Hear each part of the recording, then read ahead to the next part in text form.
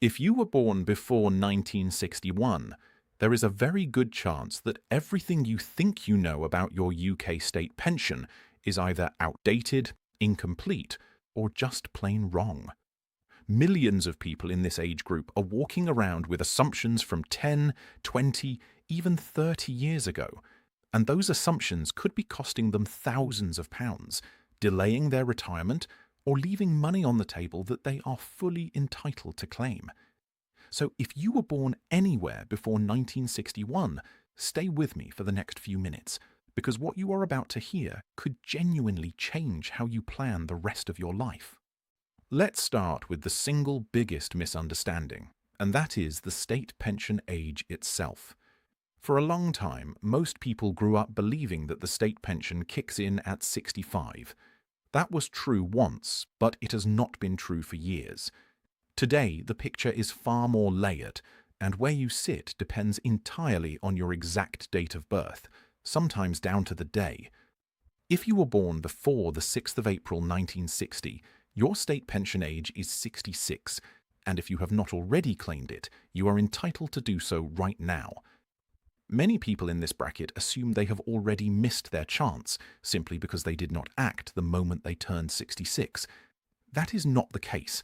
You can actually backdate your claim by up to 12 months, or you can choose to keep deferring, which increases the amount you receive later. Either way, if this is you, it is worth checking your status today, rather than assuming the moment has passed.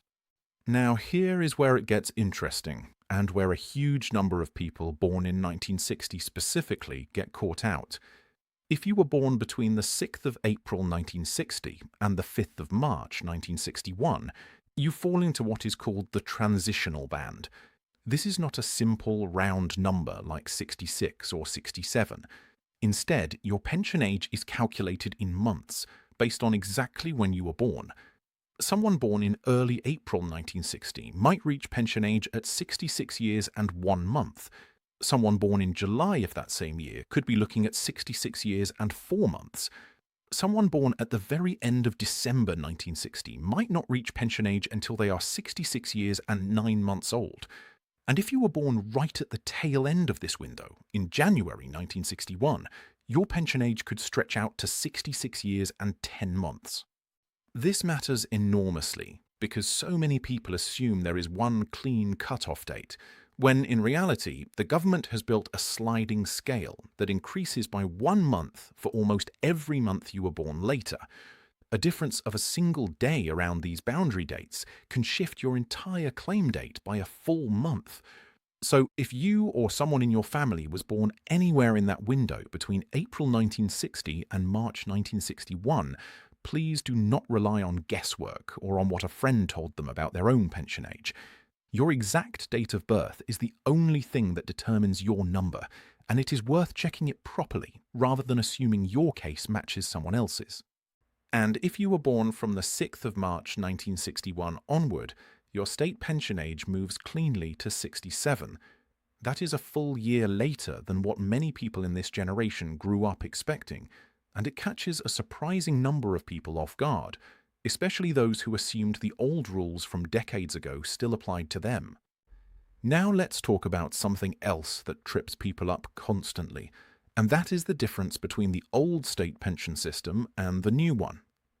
If you reached your state pension age before April 2016, you are on what is known as the old or basic state pension.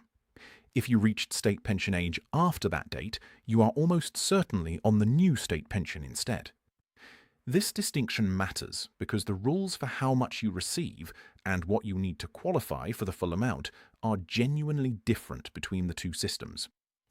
People born before 1961 often sit right on this dividing line, which means some of you are under the old rules, some under the new, and some may have a calculation that blends elements of both, depending on your personal contribution history. Under the new state pension system, the full weekly amount for the current tax year sits at £241.30, which works out to around £12,547 a year. To get that full amount, you generally need 35 qualifying years of national insurance contributions or credits on your record. If you have fewer than that, your pension is reduced proportionally, and if you have fewer than 10 qualifying years, you may not be entitled to any new state pension based on your own contributions at all. Here is where things get personal, and frankly, a little frustrating for a lot of people in this generation. Many of you spent years in what is called a contracted-out pension arrangement, often through a workplace or occupational pension scheme. If that applies to you, your national insurance contributions during those years were reduced because the expectation was that your workplace scheme would make up the difference instead of the state pension doing it. The problem is that this history often means your state pension forecast comes out lower than £241.30, even if you have 35 or more qualifying years on paper. That is not a mistake, and it is not the government shortchanging you. It reflects a value called the contracted-out pension equivalent, which is deducted from your starting amount because your workplace pension is expected to cover that portion instead. The reason this matters so much for people born before 1961 is that contracting out was extremely common during the working years that many of you would have had through the 70s, 80s, and 90s. If your forecast looks lower than you expected, do not panic and do not assume there has been an error. It almost certainly reflects this contracting out history, and the shortfall is being made up elsewhere through your old workplace scheme. Still, it is absolutely worth requesting a full state pension forecast so you understand exactly where you stand, rather than relying on memory or on rough estimates from years ago. Another area where confusion runs deep involves married women who paid what used to be called the reduced rate national insurance contribution, sometimes referred to as the small stamp. If this applied to you at any point in your working life, your state pension entitlement based on your own contributions may be different from what you would expect, and there may be specific rules around how your pension interacts with a spouse's or a former spouse's national insurance record. This is a genuinely complicated area, and if it applies to you, it is worth getting a proper individual check, rather than assuming the general rules everyone else talks about apply equally to your situation. Let's also clear up a myth that refuses to die, and that is the idea that couples still receive some kind of combined or household state pension. That arrangement no longer exists. Every single person now receives their own individual state pension entitlement, calculated entirely on their own national insurance record. If you were expecting your pension to be linked to, boosted by, or shared with your spouse's contributions, the way older systems once allowed, that is simply not how the current system works. Your entitlement stands alone, based on your own history. Now, let's talk about something practical that catches almost everyone off guard the first time they hear it. The state pension is not paid automatically, even once you reach your qualifying age. You have to actively claim it. The good news is that the government does not leave you guessing about when to act. You should receive a letter, usually a few months before you reach your state pension age, inviting you to make a claim and giving you an invitation code you can use to apply online. If you do not receive this letter, or if you have lost it, you can still request the information you need and make your claim by phone or by post. The key point here is this: reaching your pension age does not mean money automatically starts landing in your account. You have to take the step of claiming it yourself, and the earlier you understand your exact pension age, the less likely you are to experience an awkward and unnecessary gap in income right when you need it most. There is another option that a lot of people in this age group do not fully understand, and that is deferral. If you reach your state pension age but decide you do not need the income straight away, perhaps because you are still working, you can choose to defer claiming it. In exchange, your eventual pension payments increase. This can be a genuinely smart move for some people, particularly those still earning a decent income and wanting to avoid pushing themselves into a higher tax bracket the moment their pension starts.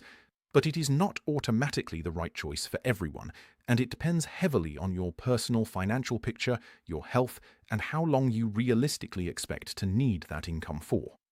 One more thing worth flagging, especially if you or someone you know has spent time living outside the UK. Your state pension can still be paid if you move abroad, but the annual increases that many people take for granted, the ones that keep pace with the cost of living, are not guaranteed everywhere. If you live in a country within the European Economic Area, in Gibraltar, in Switzerland, or in a country that has a specific agreement with the UK, those increases generally continue.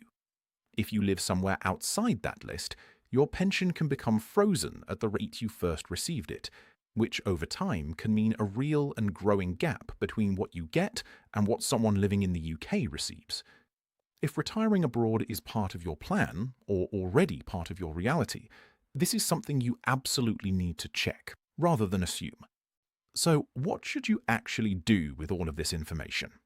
First, find your exact state pension age using the official government calculator, using your precise date of birth rather than a rough estimate.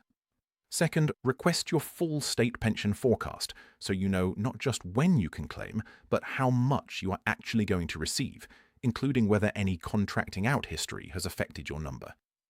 Third, if your circumstances involve a reduced rate contribution history, time spent abroad, or a mix of old and new pension rules, treat your situation as genuinely individual rather than assuming the general rules you have heard apply neatly to you.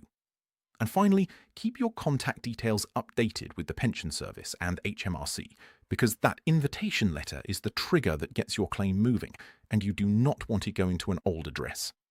The system has changed more times and in more subtle ways than most people realize, and if you were born before 1961, you are sitting right in the middle of some of the most complicated transitional rules the state pension has ever had. That is not something to be anxious about, but it is absolutely something to get properly informed about, because the difference between guessing and knowing, in this case, can be measured in real money and real peace of mind. If this video helped clear things up for you, do me a favor and share it with someone else who was born around this same period, because chances are they have the exact same questions and nobody has given them a straight answer yet. Drop a comment and let me know what your own state pension age turned out to be once you checked it. I would genuinely love to see how many of you land in that transitional band. And if you want more videos like this one, breaking down exactly how the UK pension system actually works without the confusing jargon, make sure you subscribe to my channel.